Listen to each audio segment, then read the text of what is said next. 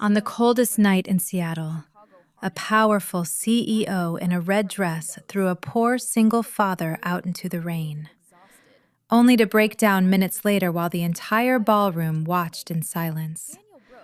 The only man who came back to save her was the stranger she humiliated. But when billionaires, betrayal, and public scandal begin destroying her life, she discovers something terrifying. Losing money hurts less than losing the people who stay beside you. This emotional story will change the way you see love, loneliness, and second chances forever. Before we begin, share where you're watching from. And if this story stirs something in you, subscribe for more stories of honor, sacrifice. Your support truly means the world. Rain hammered the glass walls of downtown Seattle like the city was trying to drown itself again. Far below, headlights smeared across flooded streets while thunder rolled over Elliott Bay in slow, heavy waves. The Aurora Grand Hotel rose above the storm in cold silver light, its top-floor ballroom glowing against the dark skyline like a jewel suspended in the clouds. Inside, the annual Horizon Future Gala unfolded beneath crystal chandeliers and soft orchestral music. The kind of event where billionaires pretended to care about ordinary people, while photographers captured every generous smile for tomorrow's headlines. Victoria Hayes belonged perfectly in that world. At 34, she had become one of the youngest CEOs in Seattle's tech development industry, and people talked about her the way people talked about wildfires. Beautiful from a distance, dangerous up close. She stood near the ballroom's panoramic windows in a deep red satin gown that wrapped around her tall, elegant frame like liquid fire. The dress exposed one shoulder and traced every controlled movement she made, impossible to ignore without appearing blind. Her dark brown hair fell in smooth waves over one side of her neck, carefully styled but never soft enough to make her approachable. Even her beauty felt disciplined. Victoria's face carried the kind of sharp perfection that magazines loved. High cheekbones, full lips rarely caught smiling naturally, and gray eyes that missed absolutely nothing. People called her cold because warmth required trust, and trust was something she had buried years ago. "Another donation request?" she asked without turning. Beside her stood Sarah Collins, her executive assistant, a slim blonde woman in her early 40s with nervous energy hidden beneath practiced professionalism. Sarah had worked with Victoria for 6 years and still straightened her posture every time the CEO looked at her directly. "A community housing representative arrived late," Sarah said carefully. "Apparently, he was invited through the nonprofit partnership program." Victoria took a sip of untouched champagne. "And?" "There's some issue at the entrance." Victoria sighed quietly. There was always an issue. Across the ballroom, investors laughed too loudly beside towers of expensive wine. A senator from California shook hands with a software billionaire while cameras flashed around them. Somewhere nearby, a violinist played music nobody was actually listening to. Victoria suddenly felt exhausted. Not physically. That kind of exhaustion she understood. This was deeper. The exhaustion of constantly performing competence, elegance, power. Every room expected something from her. Every conversation carried a transaction underneath it. "Where's Ethan?" she asked. Sarah hesitated briefly. "Your board chairman left about 20 minutes ago." Of course he did. Ethan Whitmore never stayed long unless reporters were present. He preferred controlling things from shadows and phone calls. Victoria had learned long ago that powerful men feared women they could not manipulate. Her phone buzzed again with another message from investors discussing expansion plans in Singapore. She ignored it.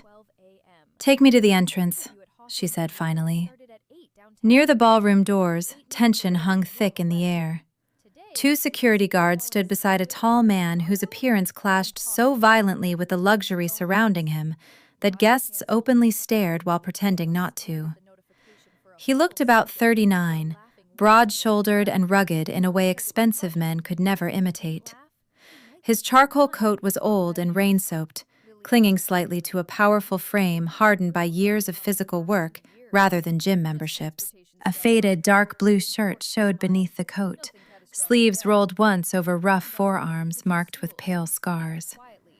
His face carried exhaustion like permanent weather. Strong jaw, slightly crooked nose, thick, dark hair damp from rain. A short beard shadowed his face, uneven like he had trimmed it himself without caring much about precision. But his eyes stood out most, deep brown, observant, tired in a way that suggested life had repeatedly tested him and found him difficult to break. Daniel Brooks. At that moment, Victoria did not know his name yet, only that he clearly did not belong in her ballroom. One security guard noticed her approach immediately. "Ms. Hayes."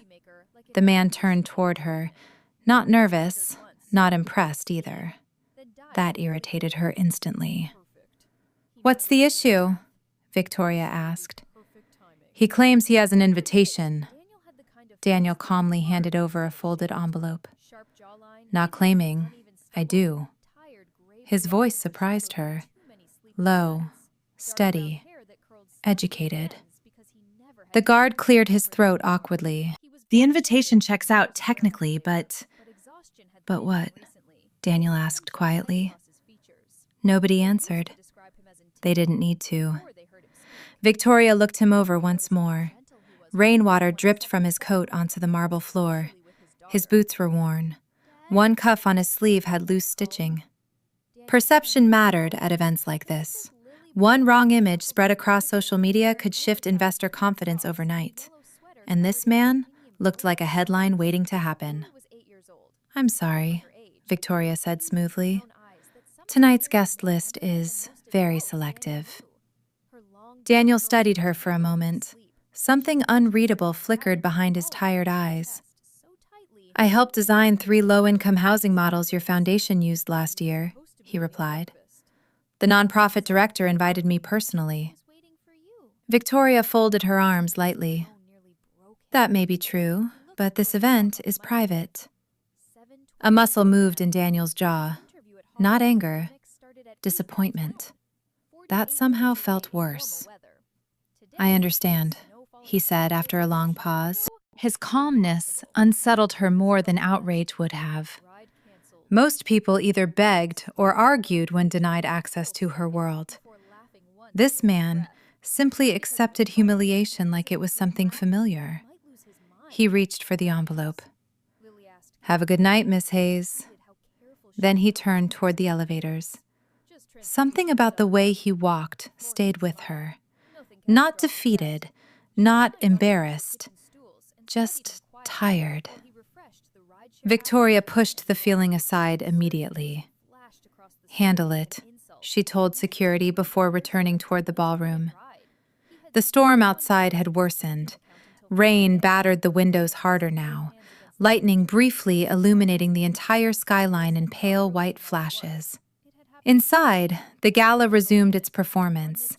Victoria smiled for photographs, shook hands, accepted praise, pretended she could still breathe normally. Then, suddenly, the room tilted. At first, she thought it was exhaustion. Her chest tightened sharply beneath the red satin dress. Noise swelled around her into distorted echoes. Conversations blurred together until every voice sounded underwater. Her pulse accelerated violently. Not now. Not here. She reached for the edge of a table discreetly. Air. She needed air. But her lungs refused to cooperate. Panic surged through her body with terrifying force. The ballroom lights became painfully bright. Her vision blurred at the edges. Someone was talking to her, but she couldn't understand the words anymore. "Victoria, are you all right?" Another voice. "Call someone." Her breathing collapsed into shallow, broken gasps. No, not in front of them. Not again. The crowd began surrounding her, making everything worse. Too many faces, too much noise. Her knees weakened beneath her heels. Then suddenly, a familiar, deep voice cut through the chaos. "Everybody move back!" Strong hands steadied her before she fell. Daniel. He guided her away from the crowd toward a quieter hallway near the service corridor, one hand firm against her back while she struggled for breath. "Look at me," he said calmly. Victoria tried, but tears had already blurred her vision. "I can't breathe." "Yes, you can. Slow down." His voice never rose, never panicked. "Focus on my voice, all right? Nothing's happening to you. Your body's overloaded. That's all." She shook uncontrollably. Daniel crouched slightly in front of her, forcing her attention toward him alone while thunder shook the building outside. "Inhale slowly," he said. "Not deep. Slow." She obeyed without understanding why. Again and again. Gradually, the crushing pressure in her chest loosened. The noise faded. Her breathing steadied enough for reality to return piece by piece. Victoria suddenly realized tears were sliding down her face. Actual tears. The last time she had cried in front of another person had been years ago. Daniel noticed but pretended not to. That kindness nearly broke her again. "You're okay," he said quietly. Victoria stared at him through trembling breaths, overwhelmed by humiliation and relief and something else she could not name. This man, the one she had thrown into the rain 10 minutes earlier, was now the only thing holding her together. Seattle woke beneath a ceiling of gray clouds and cold ocean wind.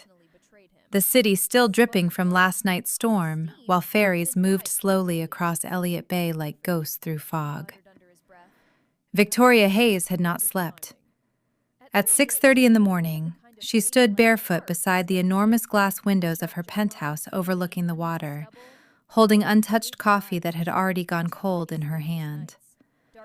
The apartment around her looked less like a home and more like a luxury showroom designed by someone afraid of intimacy. White marble floors, black steel furniture, expensive abstract paintings nobody understood. Everything immaculate. Everything emotionally dead. The silence inside the penthouse felt aggressive. Victoria closed her eyes briefly. Then she saw it again. The ballroom spinning. Her lungs collapsing. Daniel Brooks's voice cutting through the panic while everyone else froze. "You're okay." 3 simple words. For some reason, they had stayed with her longer than the hundreds of speeches she heard every year from politicians and investors. Behind her, heels clicked softly against marble. Sarah Collins entered, carrying a tablet and 2 folders pressed against her chest. The older woman had changed out of her gala dress into a charcoal business suit, though exhaustion still lingered beneath the makeup around her eyes. Sarah always looked composed, in the way divorced women sometimes learn to survive. Controlled posture hiding permanent disappointment. "You canceled your 9 o'clock, Sarah said carefully. "Mm-hmm. And the investor call with Singapore." "Yes." Sarah paused. "You never cancel investor calls." Victoria finally turned toward her. "I know." That answer alone told Sarah something was wrong. The assistant hesitated before speaking again. "How are you feeling?" Victoria almost gave the automatic answer. "Fine." Instead, she walked past Sarah and set the coffee down harder than intended. "I had a panic attack in front of 300 people." Sarah softened immediately. "Victoria." "No." Victoria rubbed her temple. "Don't do that sympathetic voice right now." You nearly collapsed. And somehow the only person in that room who knew what to do was the man I threw out 10 minutes earlier. Silence. Rain tapped softly against the windows. Sarah had worked beside Victoria long enough to recognize shame when she heard it. The CEO rarely felt guilt. When she did, it hit hard. You couldn't have known, Sarah said gently. Victoria laughed once under her breath. That's exactly the problem. I didn't want to know. She moved toward the kitchen island, arms folded tightly across herself. Even in silk sleepwear, she looked intimidating, tall, graceful, emotionally armored. But Sarah noticed the details most people missed. The dark circles hidden beneath concealer, the slight trembling in Victoria's fingers, the exhaustion carved beneath years of pressure. Find him, Victoria said quietly. Sarah blinked. Who? Daniel Brooks. You remember his full name? Victoria ignored that. I want to know who he is. Sarah studied her for a moment. Personally or professionally? Victoria met her eyes coldly. Don't start. That means personally. Sarah! Okay, fine. By noon, a file sat on Victoria's desk. She stared at it for several seconds before opening it. Daniel Brooks, 39 years old, former architect. Victoria frowned slightly. Architect? The photograph, paper-clipped inside, showed Daniel several years younger standing beside a completed public library project in Portland. Clean-shaven, better dressed, still carrying that same serious expression, though back then it looked more ambitious than tired. She kept reading. Daniel had graduated near the top of his class at the University of Washington before becoming known for sustainable, community-centered architecture projects throughout the Pacific Northwest. Unlike most architects chasing luxury contracts, Daniel had specialized in low-income housing, shelters, and public-use spaces. One article described him as a rare designer more interested in people than profit. Victoria leaned back slowly. That sounded dangerously idealistic. Further down, another name appeared. Emily Brooks, wife, deceased. Victoria stopped reading. A second attached article explained the rest. Emily Brooks had been a trauma nurse at Harborview Medical Center. She died 6 years earlier from an undiagnosed brain aneurysm at 32 years old. Sudden, instant. Daniel reportedly disappeared from major projects shortly afterward. No scandals, no addictions, no affairs. He simply vanished. Victoria kept reading. Current employment, freelance repair contractor and maintenance labor.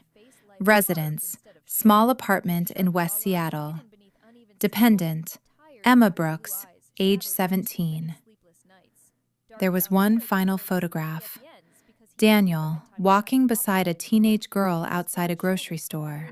Emma Brooks looked tall for her age, thin in the awkward way teenagers often were before fully growing into themselves. She had long, dark hair tied into a loose ponytail and wore oversized hoodies despite the weather. Her face carried traces of both parents, Daniel's serious eyes, Emily's softer features. But there was sadness in her posture, like she spent most of her life trying not to take up too much space. Victoria stared at the picture longer than she meant to. She looks lonely, she murmured. Sarah stood near the doorway quietly. According to the report, she stopped attending regular school after her mother died. Anxiety issues. Victoria closed the file slowly. For several moments, she said nothing. Then quietly, he gave up everything. Sarah crossed her arms lightly. Some people do that for family. Victoria looked toward the rain-covered windows again. She tried imagining what it would feel like to walk away from power, ambition, status. She couldn't. That realization disturbed her more than she expected. Late that evening, Victoria drove herself to West Seattle without telling anyone. The neighborhood near Daniel's apartment was modest, but alive in ways downtown Seattle never was. Warm light glowed from old diners. People walked dogs through damp sidewalks. Small bookstores and laundromats sat squeezed between brick apartment buildings worn smooth by decades of rain. Life existed here without performance. Victoria parked across the street and stared upward at Daniel's building. 3rd floor. One window lit. She should leave. Instead, she kept watching. About 10 minutes later, the apartment door downstairs opened and Daniel emerged carrying grocery bags beneath one arm. Beside him walked Emma. Up close, Daniel looked even more worn than he had at the gala. Stubble darkened his jaw heavily tonight, and deep exhaustion sat beneath his eyes like permanent bruises. Yet every movement around his daughter remained attentive without becoming controlling. "Careful," he muttered, as Emma nearly slipped on wet pavement. "I'm fine." Emma's voice carried the flat, emotional distance common in teenagers who had learned early not to rely on stability. She kept headphones around her neck and avoided eye contact with almost everyone passing by. Daniel shifted one grocery bag higher. "You barely touched dinner yesterday." "Wasn't hungry." "You said that yesterday, too." Emma sighed dramatically. "Dad." But there was no real anger behind it, only fatigue. Victoria watched something small happen then. Daniel reached over and quietly fixed the hood of Emma's jacket because rain had started soaking through her hair. It was such a simple gesture, automatic, protective. Emma didn't thank him. He didn't expect her to. Something tightened unexpectedly inside Victoria's chest. Daniel noticed her car a moment later. Their eyes met across the street. Recognition came instantly. Victoria almost drove away. Instead, she stepped out into the cold wind. Daniel's expression hardened slightly. "Miss Hayes?" Emma looked between them curiously. Victoria suddenly became aware of how absurdly expensive her coat looked standing in front of their building. "I came to talk," she said. Daniel glanced at Emma. "Go upstairs first." The teenager studied Victoria once more before nodding silently and disappearing inside. Rain drifted sideways through the streetlights. Daniel remained standing beneath them, shoulders tense. "You tracked me down?" he asked. Victoria folded her arms against the cold. "You saved me last night." "That doesn't explain this." "No," she admitted quietly. "It doesn't." For a moment, neither spoke. Then Victoria took a slow breath. "I have a development project near the harbor," she said carefully. "Community housing, medical access, public use spaces. I want someone leading the structural planning who actually understands people living there." Daniel's eyes narrowed slightly. And I want to offer you the position." The silence afterward felt immediate and heavy. Daniel stared at her like he already knew the part she hadn't said aloud. Pity. Victoria hated that he was right. Finally, he shook his head once. "No." Victoria blinked. "You haven't even heard the salary." "That's not the point." "You're qualified." "I know I am." "Then why refuse?" Daniel looked away briefly toward the rain-soaked harbor lights in the distance. When he spoke again, his voice sounded quieter. "Because I spent 6 years trying to survive without needing anyone." He met her eyes again. "And I'm not about to become your charity project because you feel guilty." The words landed harder than Victoria expected. Because somewhere, deep down, Part of her feared he was right. Cold wind drifted through the narrow streets of West Seattle, while neon signs reflected across wet pavement, turning puddles into trembling rivers of blue and gold beneath the night traffic. Victoria Hayes had never walked this neighborhood alone before. People noticed her immediately, not because anyone recognized the CEO from magazine covers, but because she looked completely out of place among the aging brick buildings and corner stores glowing under old fluorescent lights. Even dressed down in dark jeans and a long black coat, there was still something unmistakably expensive about her posture, the way she carried herself like someone accustomed to entire rooms stepping aside. And tonight, despite trying not to, she had worn the red dress again. Not the dramatic satin gown from the gala, but a softer, dark red dress hidden beneath her coat, knee-length with long sleeves that clung elegantly to her figure. She told herself it was coincidence. It wasn't. Inside a small jazz cafe called Harbor Note, warm amber lights softened the rain outside. The place smelled like coffee, old wood, cinnamon, and worn vinyl records. A saxophone drifted quietly from hidden speakers near the ceiling. Victoria paused near the entrance. The cafe was tiny compared to the luxury restaurants she usually occupied.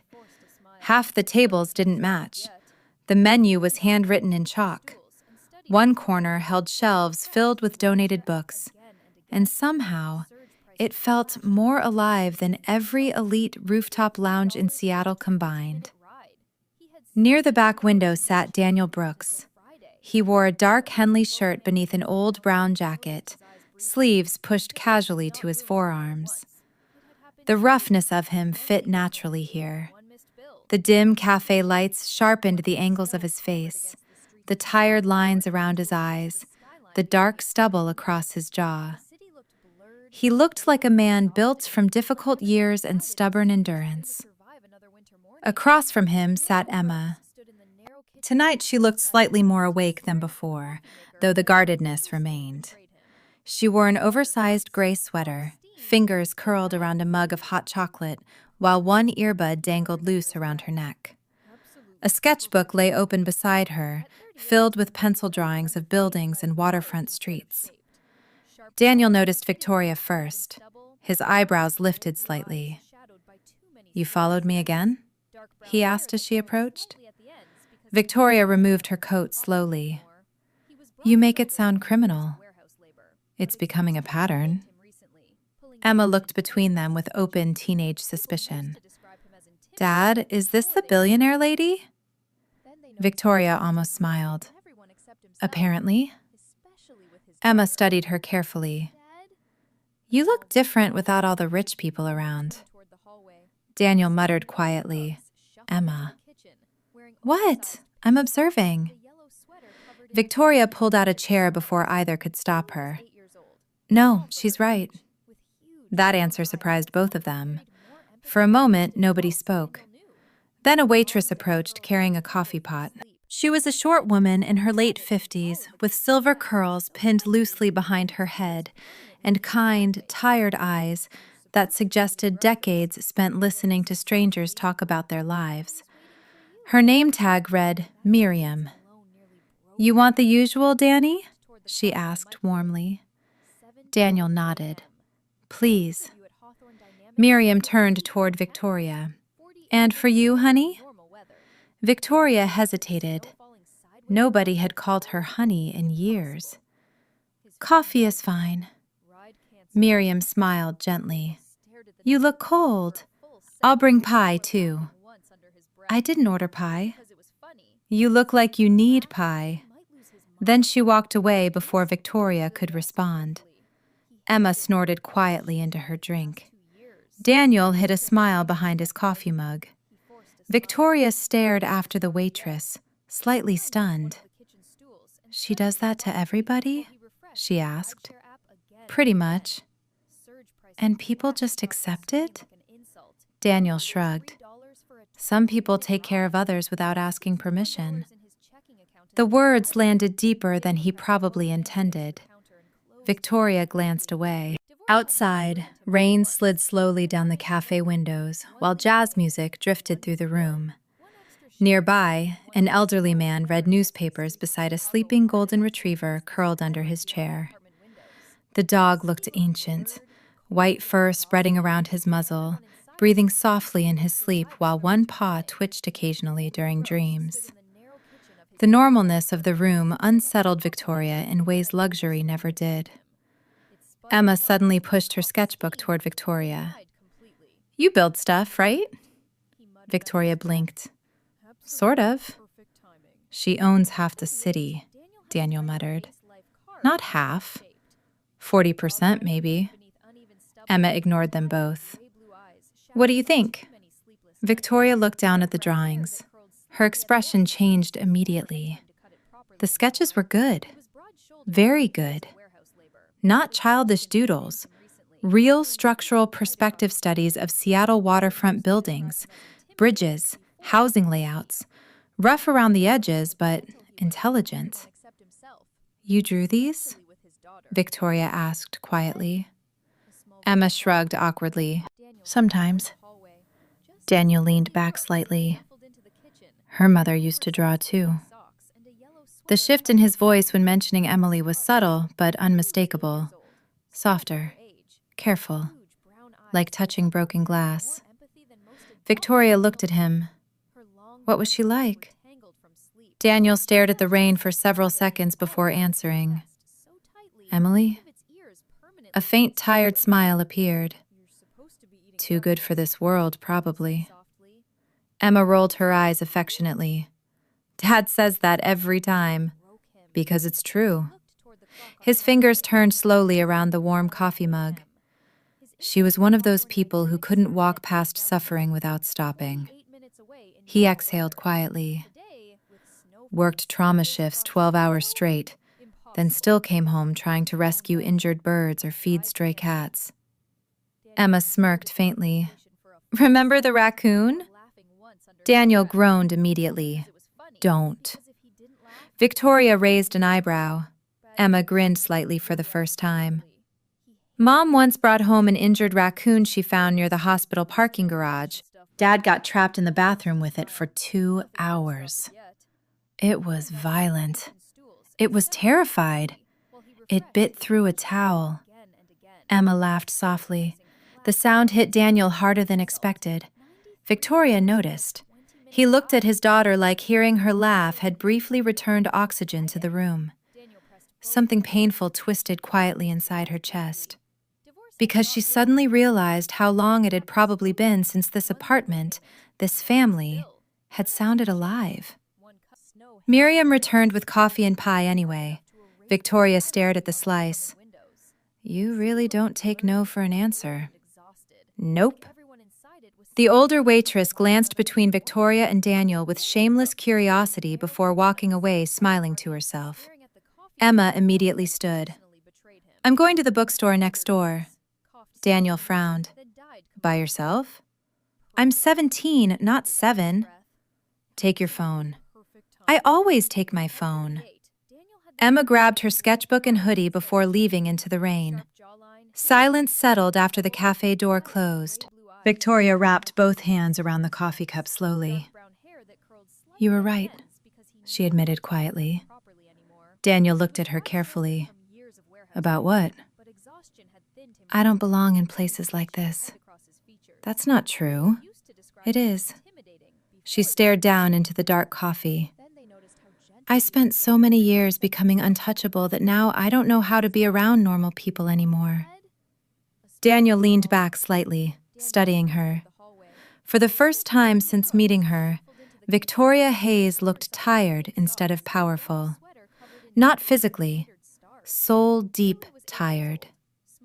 After a long silence, she spoke again. "I was engaged once." Daniel's expression shifted slightly in surprise, but he remained quiet. "His name was Adrian Cole." Her voice stayed calm, though her fingers tightened faintly around the cup. "Investment strategist. Charming. Perfect smile. Perfect public image." She laughed bitterly under her breath.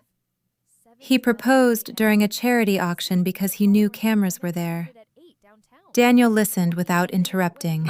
Victoria continued staring at the rain. 3 years later, I found out he'd been negotiating with my competitors behind my back. He planned to marry me, gain voting shares through the merger, then force me out of my own company. Her jaw tightened slightly. I overheard him discussing it like I was a business acquisition. Daniel's face darkened quietly. What happened? I destroyed him professionally. There was no pride in her voice, only emptiness. I buried his career in 6 months. She swallowed slowly. And afterward, I realized I didn't feel anything anymore. Not anger, not relief, nothing. The jazz music filled the silence between them. Finally, she looked at him directly. That's when I stopped believing people do things out of kindness. Daniel held her gaze steadily. No, he said quietly. That's when you started believing survival means never needing anyone again. Victoria looked away immediately because he was too close to the truth. Daniel rested his forearms against the table, voice low and calm. You know what I think? What? I think you're exhausted. She almost laughed. That obvious? To someone who's drowning too? Yeah. Something about that answer cracked through her defenses more than sympathy would have.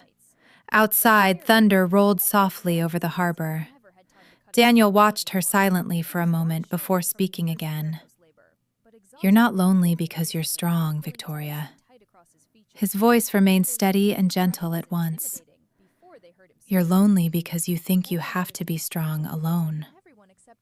The words hit her like physical impact.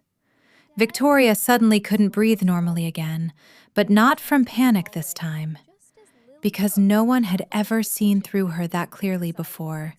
And for the first time in years, that terrified her more than being alone ever had. Rain returned to Seattle like an old habit the city could never break, covering downtown in silver haze while news helicopters circled above the harbor through low gray clouds.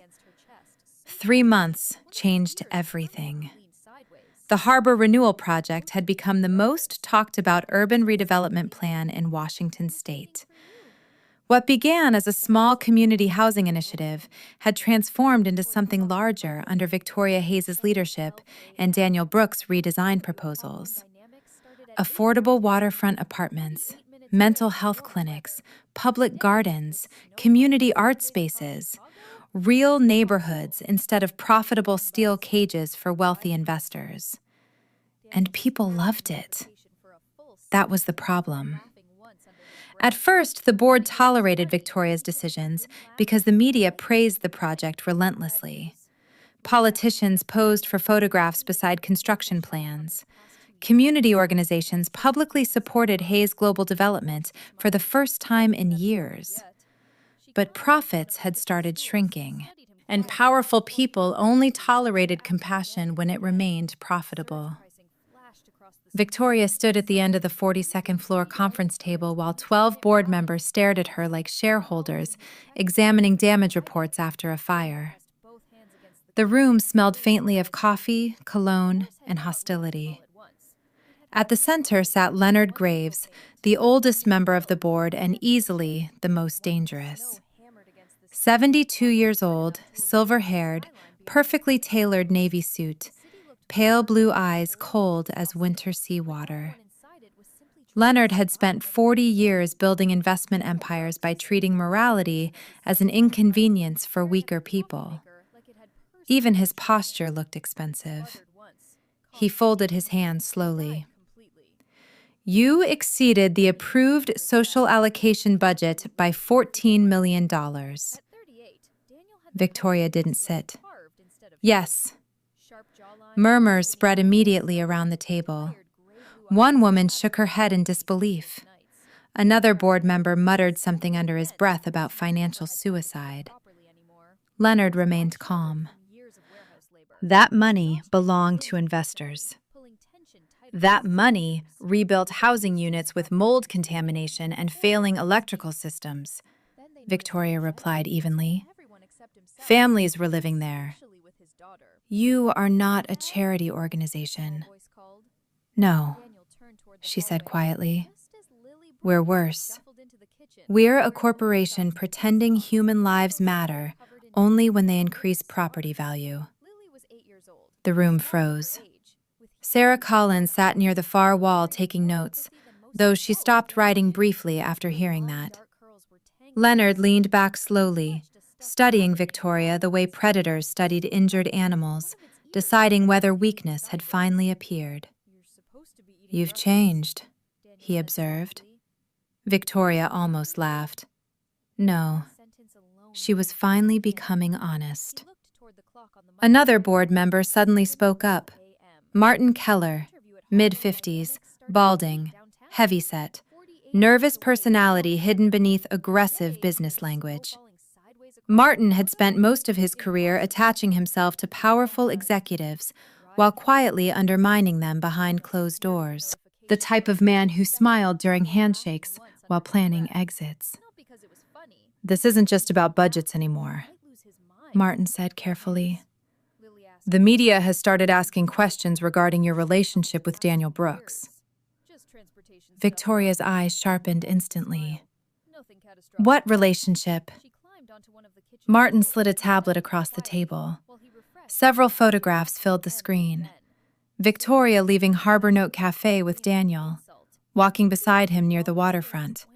One blurry image of Daniel touching her elbow while crossing traffic. Nothing inappropriate, but perception mattered more than truth. She's emotionally compromised, Martin continued smoothly. Investors are concerned your attachment to this man is affecting executive judgment. Sarah's jaw tightened visibly. Victoria stared at the photograph silently, then slowly looked up. Who leaked these? Nobody answered. That answer alone told her everything. Leonard finally spoke again. Seattle Tribune will publish the story tomorrow morning. Victoria felt something cold settle inside her chest. Not fear, recognition. This was how power protected itself. Destroy the narrative before compassion became contagious. You're questioning my leadership because I funded housing repairs and had coffee with an architect? She asked quietly. Leonard's expression remained emotionless. We're questioning whether you remain capable of separating business from emotional instability. The words landed hard, because panic attacks left scars even when nobody mentioned them directly. Victoria looked around the room. Men who once praised her brilliance now avoided eye contact.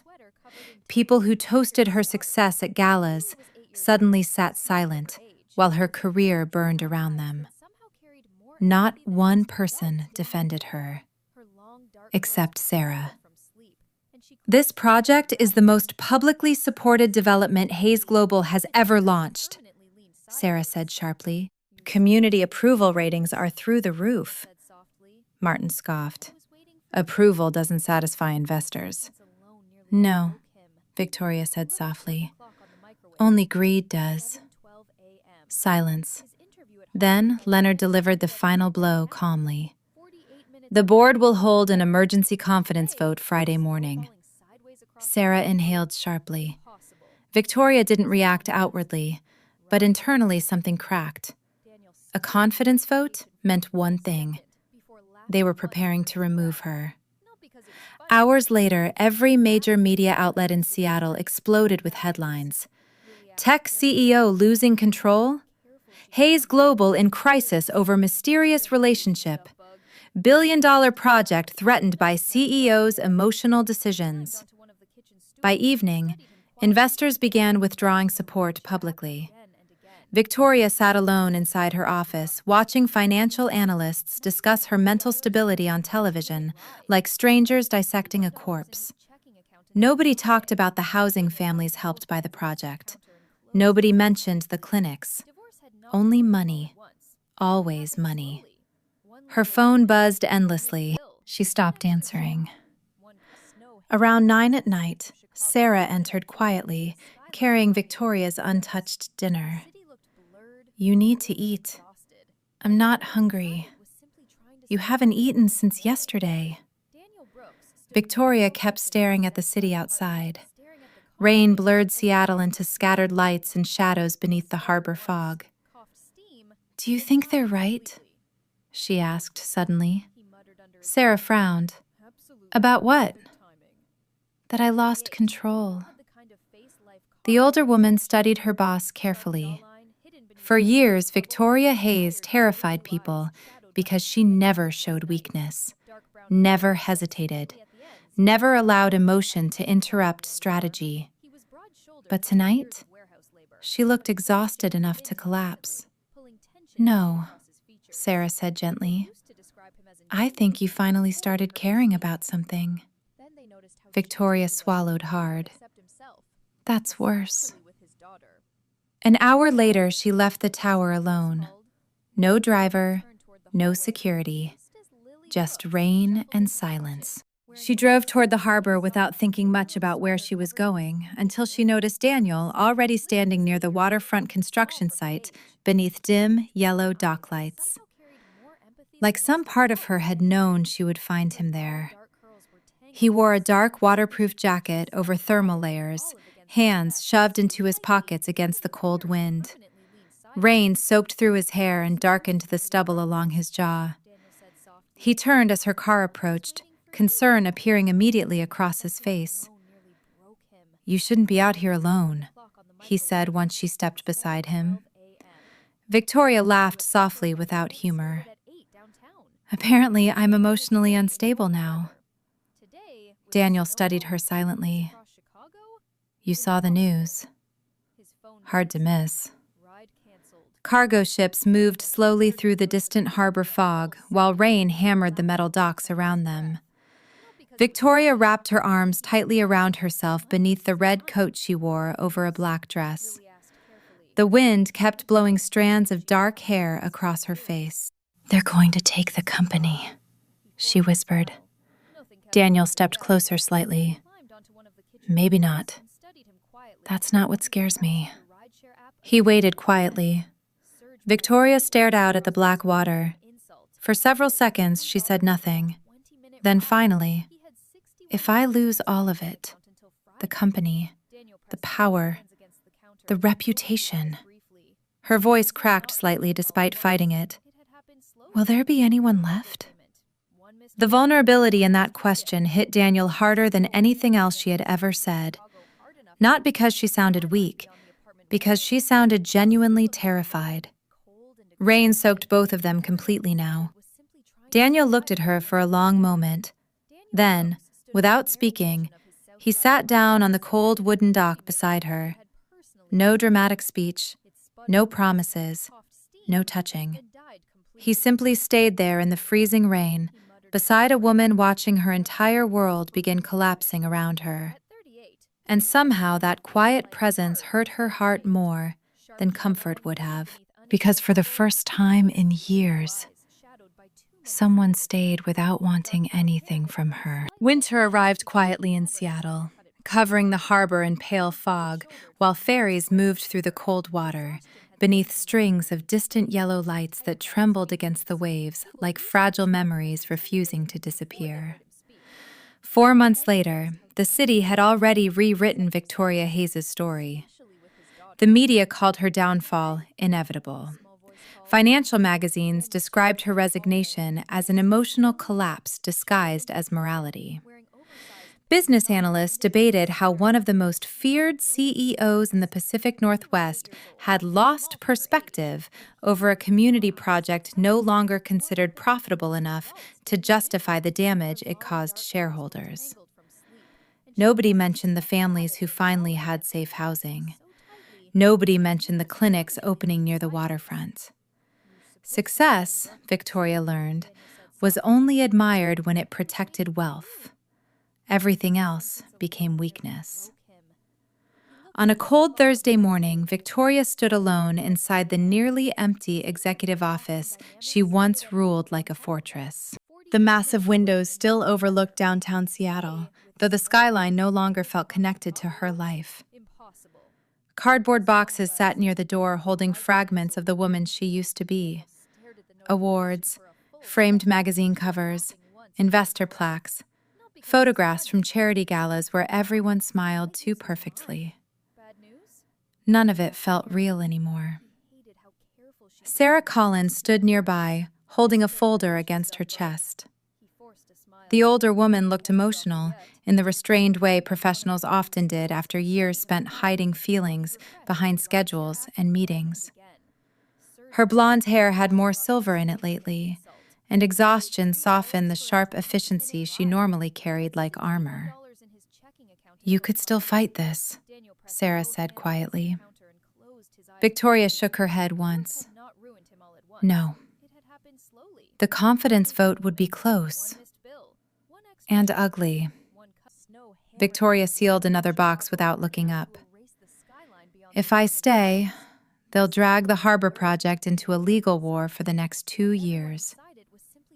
Sarah remained silent because they both knew it was true.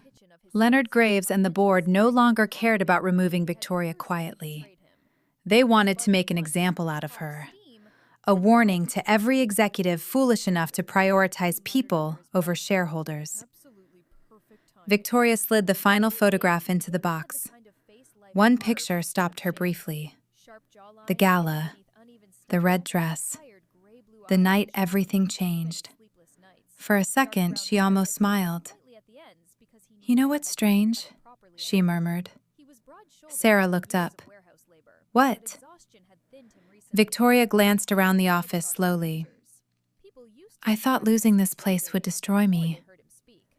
And it doesn't." That answer visibly unsettled Sarah more than sadness would have. Because for the first time in years, Victoria Hayes sounded calm. Not cold, not powerful, just calm. An hour later, she walked out of Hayes Global headquarters carrying one single box, while cameras exploded outside the building entrance. Reporters shouted questions immediately. "Miss Hayes, do you regret your decisions? Was Daniel Brooks involved in your resignation? Are rumors true that investors forced you out?" Victoria paused near the black town car waiting beside the curb. Cold wind lifted strands of dark hair across her face, while flashes reflected sharply against her long wool coat. Then, calmly, "No." The reporters fell briefly silent. Victoria looked directly toward the cameras. "I regret many things in my life," she said softly. "Helping people is not one of them." Then she got into the car and left the city that once worshipped her. By January, the Harbor Renewal Project officially reopened under independent nonprofit oversight. Construction resumed with revised funding and public support strong enough to survive corporate withdrawal. And Daniel Brooks returned. This time, not as a forgotten architect repairing damage for other people, but as lead designer. The first morning he walked through the waterfront site again, workers greeted him differently, not with polite dismissal anymore, but respect. Hard-earned respect. Daniel still looked like himself.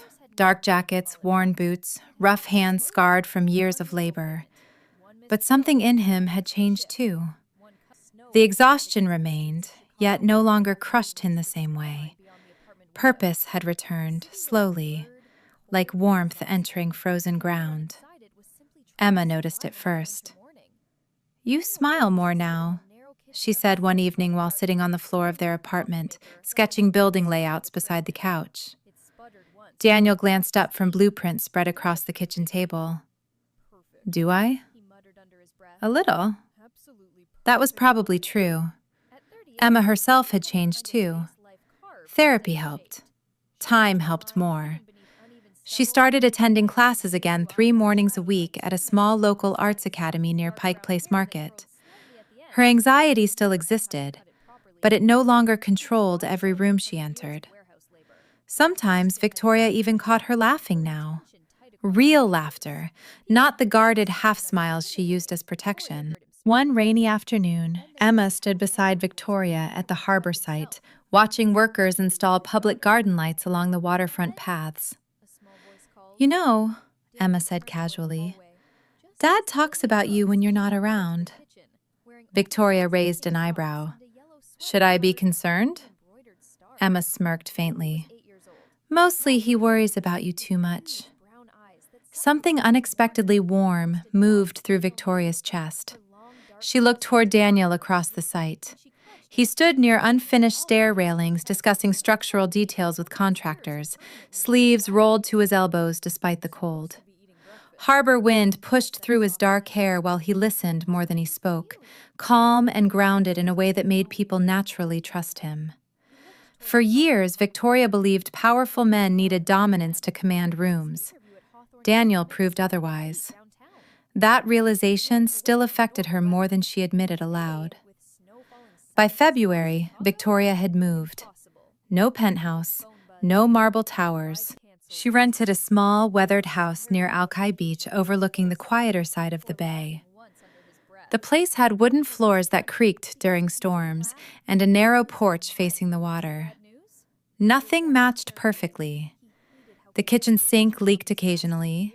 Seagulls screamed outside every morning. And somehow, it felt more like home than anywhere she had ever lived. Some nights, she still woke from anxiety dreams. Some wounds did not disappear cleanly. But now, there was silence, without loneliness inside it. One evening near Christmas, snow began falling lightly across Seattle Harbor for the first time that winter.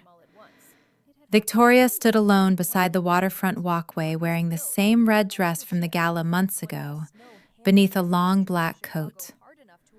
The fabric moved softly in the ocean wind, while harbor lights reflected across dark water beyond the docks. She didn't know why she wore it tonight. Maybe because she no longer hated the woman from that evening anymore? The city behind her glowed softly beneath falling snow. Footsteps approached quietly. Daniel. He stopped beside her without speaking. Older scars still lived in his face. The grief for Emily probably always would. But tonight, his expression looked peaceful, in a way she had never seen before. Snow gathered lightly in his dark hair and along the shoulders of his charcoal coat. For several moments, neither of them said anything. They simply stood together, watching the harbor lights ripple across the water. No dramatic confession came, no promises, no perfect ending wrapped in fantasy. Only silence.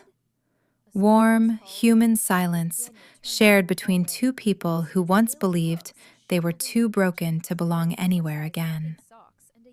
Victoria looked ahead at the trembling lights across Elliott Bay. Then, quietly, almost to herself, "I used to think being saved would feel bigger than this." Daniel glanced toward her. "What does it feel like now?"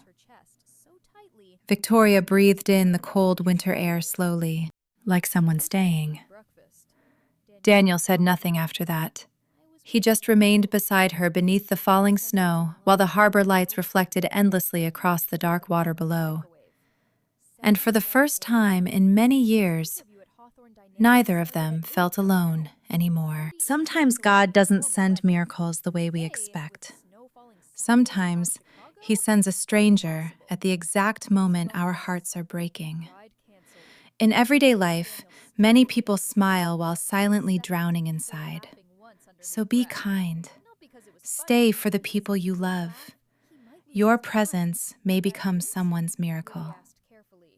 If this story touched your heart, please like, share, comment where you're watching from, and subscribe to the channel. May God bless you, protect your family, and bring peace to your life.